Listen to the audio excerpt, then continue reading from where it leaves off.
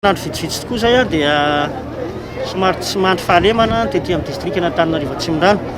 Izay no nahatonga ny solombavambahoaka amin'ny rahalahy niaraka tamin'ireo mpikambana ao anivon'ny OMC nanao fivoriana manokana ka nahafahana nijery ireo paikady tokony ampiarina amin'ny fiatrehana an'izay tsy fandriam-pahalemana izay. Nisy feikevitra mivoaka tao anatin'izay fivoriana izay ka misy ny foezaka ary misy ihany koa ny lavitrezaka.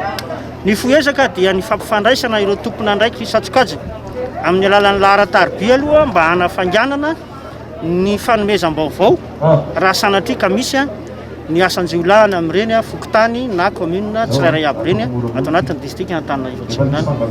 Ny faharoa dia ny fijerena ireo olana samihafa sedrain'ny mpitandro ny filaminana, ohatra amin'ny tsy fahampiana fitaovana na ny tsy fahampiana olombelona. Ary anjaranay solombavambahoaka indrindra miaraka amin'ireo tompona ndraiky eo anivon'ny district no mitondra izany fitarainana izany eo anivon'ny mpanatanteraka na ny gouvernemanta mba mahana ny olona ny vahoaka ato anatin'ny district Antananarivo.